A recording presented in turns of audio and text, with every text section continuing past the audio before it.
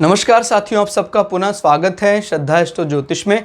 आज हम लोग कवर करने वाले हैं कर्क लगन की कुंडली में यदि बृहस्पति द्वादश भाव में बैठे हैं तो क्या फल है। हम ये भी कह सकते हैं कर्क लगन की कुंडली में मिथुन राशि का बृहस्पति किस प्रकार का फल देता है। इससे पहले हम लोगों ने सूर्य, चंद्रमा, मंगल और बुध की कंप्लीट वीडियो सीरीज अपलोड कर दी है चैनल में।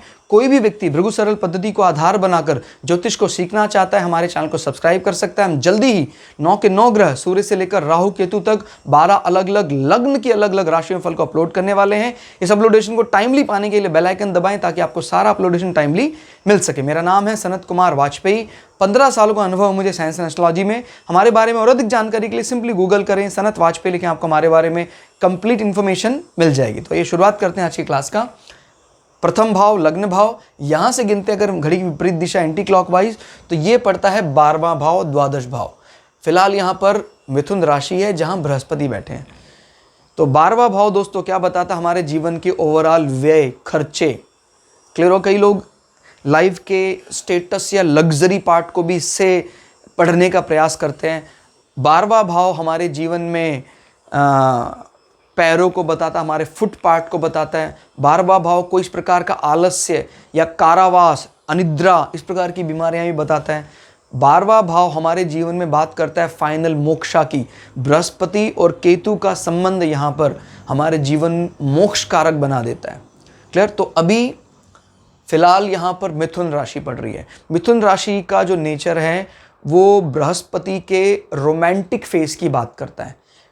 सॉरी, नॉट बृहस्पति, बुध के रोमांटिक फेस की बात करता है।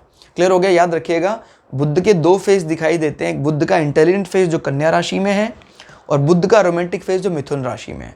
तो मिथुन राशि का मतलब अब मुख्य रूप से इसका व्यय जो रहेगा बुध ही कंट्रोल करेंगे और खर्चे में इनका मिथुन की तरह रहेगा।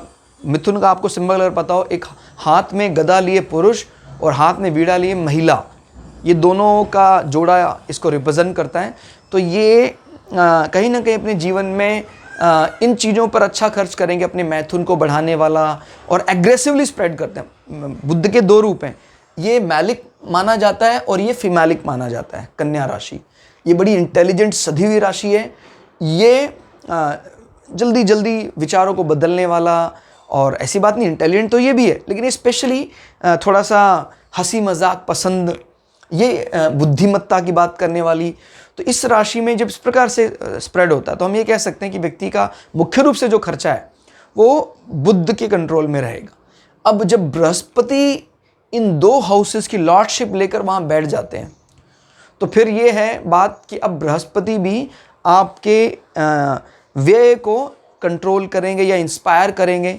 और इस 12वें भाव में वैसे तो हम बृहस्पति को प्राय कम ही नंबर देने वाले थे, लेकिन यहाँ अगर ध्यान से देखें एक योग एक्टिवेट हो रहा है जो इसको थोड़ा बल एक्स्ट्रा दे रहा है। देखिए 6, 8, 12, 6, 8, 12 में अगर स्वामी इंटरचेंज कर जाए, जैसे अभी क्या देख रहे हैं, 6 का स्वामी 12 में चला गया। क्लियर हो गया? तो अगर ऐसा होता है तो ये एक प्रकार का विपरीत राजयोग जाता है, यानी इसके बुरे इंपैक्ट को 12वां भाव अपने जरिए एलिमिनेट करेगा। ठीक है? तो हम ये कह सकते हैं कि आपके रिपु, ऋण का भय, दूरस्थ स्थान में की गई इन्वेस्टमेंट या दूरस्थ स्थान में रहने वाले व्यक्तियों के जरिए दूर हो जाएगा वो भय। क्लियर हो गया? और बृहस्पति आपके भाग्य स्थान का स्वामी होकर अपने से 1, 2, 3, 4 पिता के सुख को देखना हो तो हम यहां से देखते हैं। और जब बृहस्पति बैठा ही अपने सुख भाव में, पिता के सुख भाव में, मतलब पिता के सुख को बढ़ाने वाला होगा। क्लियर? और जब बृहस्पति दूर बैठा है तो कहीं ना कहीं आपके पिता लंबी यात्रा, दूर यात्रा करेंगे और हो सकता है आपके कारण उनको फॉरेन लैंड में घूमने का मौका मिले। क्लियर हो गया? और उनका इस प्रकार का बाहर सेटल होने का जो विचार है वो आपको भी बल देगा और आपके इस बल के कारण आपका 6th हाउस का जो भय है वो दूर हो जाएगा। याद रखिएगा, इसमें हम पूरे कंक्लूजन तक तभी पहुंच सकते हैं जब हम इंटीग्रेटेड अप्रोच ले आएं और सारे के सारे प्लैनेट बिठा दें। लेकिन हमें भृगु सरल पद्धति में या भृगु संहिता में साफ साफ कहा गया है एक ग्रह से आप जितना निकाल सकते हैं निकालिए। तो आपको भी एक ग्रह की जितनी दृष्टि से आप निकाल सकते हैं और निकालने का प्रयास कीजिए। ठीक है? तो इससे 1 2 3 4, तो जब कभी भी पिता या धर्म से या पिता के मकान की बात भी देखनी है, पिता का भवन कैसा है, तो हम 12वें भाव से उसका अंदाजा लगाते हैं। तो पिता के द्वारा बनाया गया मकान भी बड़ा अच्छा सुख देने वाला था, वह बुद्धिमत्ता भी अच्छी है, और आपके मकान की बात करनी है तो ये आपका मकान है। क्लियर होगा? तो ये इस प्रकार से हम डिकोड करते हैं। बृहस्पति छठे भाव का स्वामी है, जो अपने से साथ होकर 12वें भाव में बैठा हुआ है। तो जब बात करते हैं छठे भाव का स्वामी 12वें में चला जाता है और मजबूत स्थिति में है, तो मतलब साफ है कहीं ना कहीं आपके ऋण, क्लेश और आपके कामों को खत्म करने का जो जज्बा है, पूर्ति है, वो 12वें भाव से होती दिखाई देती है। फॉरेन लैंड में कोई रह रहा व्यक्ति इसमें आपकी काफ़ी मदद करेगा, या जहां आपका जन्म हुआ है एटलीस्ट वहां नहीं, उससे दूर जगह जाकर वो आपको काफ़ी भाग्यवान बनाएगा। ये भाग्य स्थान का स्वामी, यानी मुख्य रूप से आपको ऐसा लगता है कि यार मेरा भाग्य वहीं जाकर खुला, दूर स्थान में जाकर। और ये आपके मोक्षा के लिए भी बड़ा अच्छा है। जब कोई बृहस्पति केतु, अगर केतु भी आ जाता है, हालांकि केतु यहाँ नीच का हो जाता है, अच्छा नहीं माना जाता है, इस घर में राहु अच्छा माना जाता है, बट फिलहाल यहाँ बृहस्पति बैठे हैं तो हम राहु की तो एटलीस्ट कल्पना ना ही करें तो अच्छा है। तो इस लग्न में फिलहाल यहाँ केतु का आना इतना ज़्यादा ऑस्पिशियस नहीं रहेगा, बिकॉज केतु को ऐसे दूसरा दोष लग जाएगा। लेकिन प्राय हमने देखा है अगर सपोर्टिव राशि, जैसे मान लीजिए 9 नंबर यहाँ पड़ता और बृहस्पति स्वग्रही होता, फिर केतु बैठ जाता, then it is excellent. Clear हो गया?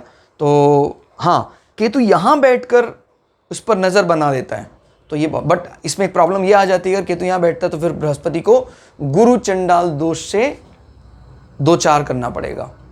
तो फिलहाल तो हम केतु और राहु के साथ कॉम्बिनेशन की कल्पना ना करें तो ज़्यादा ठीक रहेगा, अदरवाइज कहीं ना कहीं इसको गुरु चंडाल दोष या केतु के नीचत्व का दोष झेलना पड़ेगा। फिलहाल यहाँ पर स्थिति विपरीत राजयोग ने कंट्रोल में कर रखी है। विपरीत राजयोग के कारण ये मजबूत स्थिति में माना जाएगा, इसके संबंधित सभी दोषों को खत्म करेगा। अब बृहस्पति की दृष्टि की बात करते हैं। 1 2 3 4 5 बृहस्पति दूरस्थ स्थान में बैठकर आपके अपने घर को बनाने में काफ़ी मदद करेगा, और यहाँ तक कि पिता भी इस मकान में आपकी पूरी मदद करें, बिकॉज मैंने बताया ना, पिता का घर देखना हो तो भी 12वें भाव से देखा जाता है, पिता का सुख, पिता का मकान। तो पिता भी पूरी मदद करेंगे आपके भवन को निर्माण करने में। और 5 6 7 वहाँ से बैठकर रिपुओं को, ऋणों को शांत रखेगा। 8 9 जब एक मोक्ष हाउस दूसरे मोक्ष हाउस के साथ संबंध बना रहा है, ना सिर्फ यहाँ 4 8 12 तीनों कनेक्टेड हो रहे हैं, तो यानी जीवन के आखिरी पलों में इनको कोई भय ज़्यादा नहीं सताएगा। ऐसे कॉम्बिनेशन में व्यक्ति को मृत्यु उल्टा एक प्रकार का इंटरेस्ट या उस पर रिसर्च जैसा मन उसका करता है। देख रहे हैं, मृत्यु पर रिसर्च, मृत्यु पर ज्ञान या पर्दा हटाने की बात करता है। क्लियर हो गया? और यहाँ नज़र डालने का ये भी मतलब है कि कहीं ना कहीं आपके ससुराल पक्ष को भी कोई दूरस्थ स्थान में बैठा व्यक्ति आपके ससुराल पक्ष को मदद देगा और शांत रखेगा, आपके ससुराल पक्ष के संबंधों को प्रगाढ़ करेगा। क्लियर होगा? तो ये भी एक अच्छी बात है। और क्योंकि इससे आपके एक्सटर्नल सेक्सुअल ऑर्गन का सेटिस्फैक्शन भी देखा जाता है। तो जब यहाँ पर बृहस्पति की नज़र पड़ती है तो कोई व्याभिचार की अगर आशंका आ रही हो तो वो भी टल जाती है। क्लियर होगा? कि जैसे कोई बुरे ग्रह की दृष्टि पड़ रही है, बुरा ग्रह बैठा हुआ है, तो बृहस्पति की नज़र यहाँ पर कोई इस प्रकार का व्याभिचार या नैतिक पतन की बात आ रही है, या हमारे उन अंगों का दुरुपयोग या इस प्रकार का कोई इन्वॉल्वमेंट आ रहा है, तो वो भी ये टाल देता है। याद रखिएगा, किसी सेक्स वर्कर को भी या किसी वैश्यावृत्ति में जाते देखता हो तो वो 8वें भाव या 7वें भाव के दूषित होने पर ऐसा होता है। क्लियर दोस्तों? तो आज की इस क्लास में इतना ही। क्लास आपको कैसी लगी कमेंट करके जरूर बताइएगा। मिलते हैं अगली क्लास में, तब तक के लिए जय श्री भृगु पराशरा, जय श्री शुक्राचार्य, नमस्कार।